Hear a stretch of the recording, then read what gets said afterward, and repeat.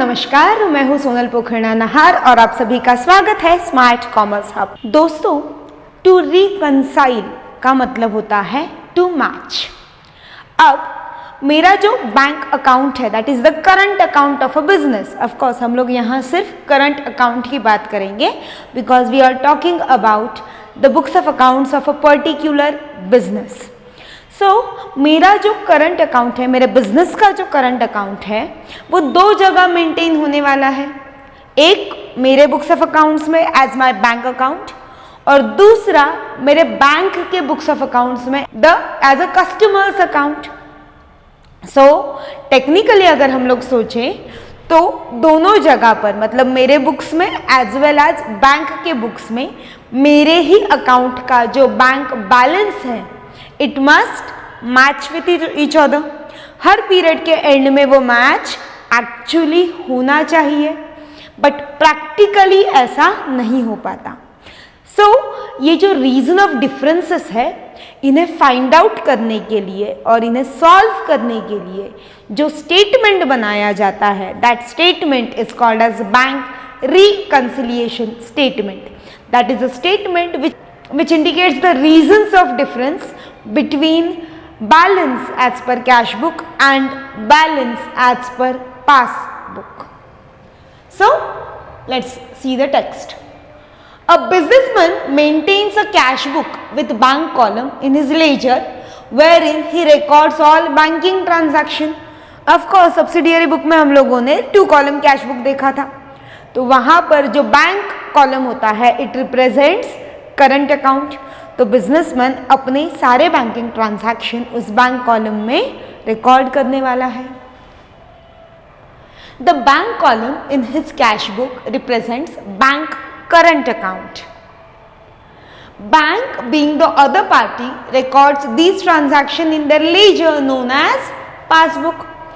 Of course transaction को दो parties होती है और दोनों पार्टीज के बुक्स में ट्रांजैक्शन रिकॉर्ड किए जाते हैं। मैं और मेरे बैंक के बीच में जो भी ट्रांजैक्शंस होंगे वो दोनों के बुक्स में रिकॉर्ड होंगे, in my books, in my cash book, in banks book, in the passbook. When the businessman deposits money और cheque into bank for collection it is recorded in cash book on the debit और receipt side. अब मैं आप लोगों को एक बहुत ही interesting सी चीज समझाने जा रही हूँ, प्लीज सुनिएगा। फॉर एग्जाम्पल मैं अगर अपने बुक्स ऑफ अकाउंट्स को कंसिडर करूँ, मेरा कैश बुक, तो मेरे कैश बुक में दो साइड्स होती है, receipts and payments. For me, मेरे लिए my bank account is my personal account. In my books I will prepare a bank account. ये बिजनेस के बुक्स में है, बराबर है। For example let us assume the name of our business is XYZ limited.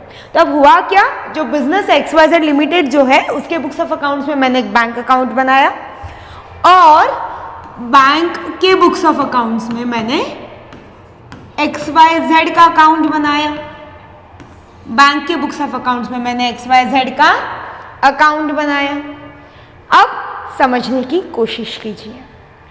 हुआ कुछ ऐसा कि जैसे ही मैंने मेरे बैंक में पैसा डिपॉजिट किया या चेक डिपॉजिट किया, मेरे बैंक में पैसा आया। अब अगर मैं क्लासिफिकेशन ऑफ अकाउंट्स के एंगल से जाऊं तो this bank account is my personal account. That means debit the receiver. Bank में पैसा आया तो क्या हो जाएगा, डेबिट हो जाएगा to cash whatever the amount may be. अगर मैं इसको कैश बुक एंगल से देखूं तो भी जैसे ही बैंक में पैसा आएगा we will record it in receipt side, that is debit side. Fine with it. Now मैं बैंक के एंगल से सोचना चाहूंगी, ठीक है। बैंक के लिए XYZ account is of course personal account. Bank में पैसा आया यानी बैंक को कैश रिसीव हुई, किसकी, XYZ की। So debit the receiver, credit the giver. Actual वो पैसा XYZ का है तो वो हो जाएगा credit by cash whatever the amount is.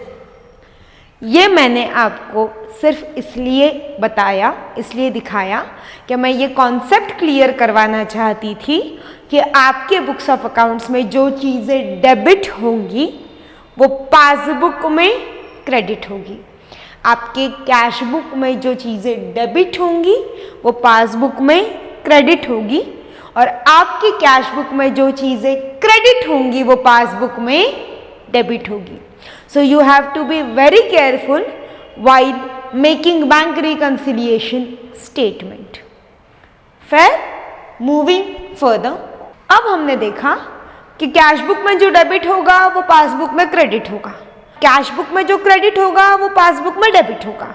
That means her transaction ये दोनों जगह रिकॉर्ड हो रहा है। तो अगर मैं इस चीज़ को टेक्निकली सोचूं तो फिर बैलेंस मैच होना चाहिए, किसी भी प्रकार से डिफरेंस नहीं आना चाहिए, लेकिन प्रैक्टिकली ऐसा नहीं हो पाता।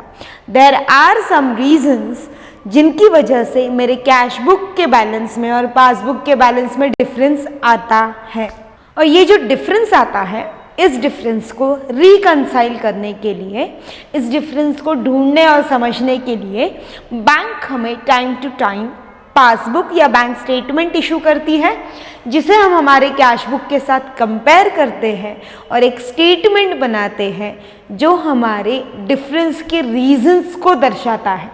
That statement is bank reconciliation statement. A statement which reconciles the bank balance as per cash book and the balance as per passbook, showing all causes of difference between the two. दोनों में balance as per cash book और balance as per passbook में जो भी differences आए हैं उन differences के सारे रीजंस को दर्शाने वाला statement is bank reconciliation statement. A statement showing the causes of disagreement between the balance shown by the bank passbook and the balance shown by the cash book under the bank column at the end of the specific period or month. It's called as bank reconciliation statement. Okay. अब ये bank reconciliation statement कब बनाया जाएगा? ये completely businessman का choice है। It can be made on monthly basis, every 3 months, 6 months और yearly basis, जैसे आपके ट्रांजैक्शंस का नंबर है और जैसे आपके बिजनेस की ज़रूरत है। Need and importance of bank reconciliation statement. Bank reconciliation statement की ज़रूरत क्यों पड़ी और उसका इम्पोर्टेंस क्या है? So it explains and clarifies the causes of disagreement between bank balance as per cash book and passbook. Technically तो दोनों एक ही व्यक्ति के अकाउंट है, कैश बुक में भी और पासबुक में भी, तो वो दोनों के बैलेंसेस मैच होना एक्सपेक्टेड है।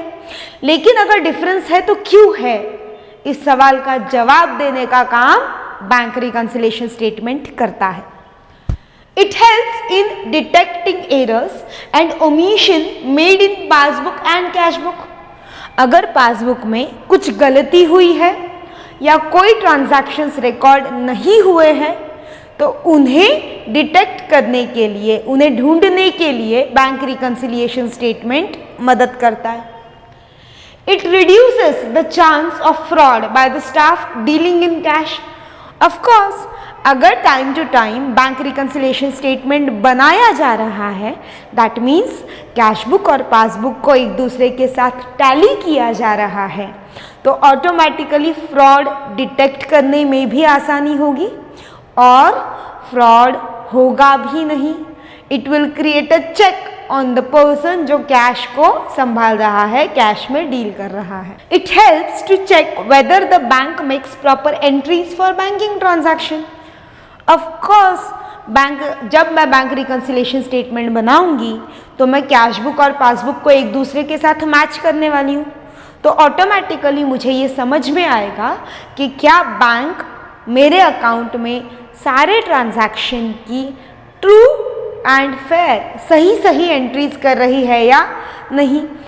कहीं कुछ गलत ट्रांजैक्शंस तो मेरे अकाउंट में नहीं दिख रहे हैं, या कहीं कुछ ओमिशन तो नहीं हो रहा है।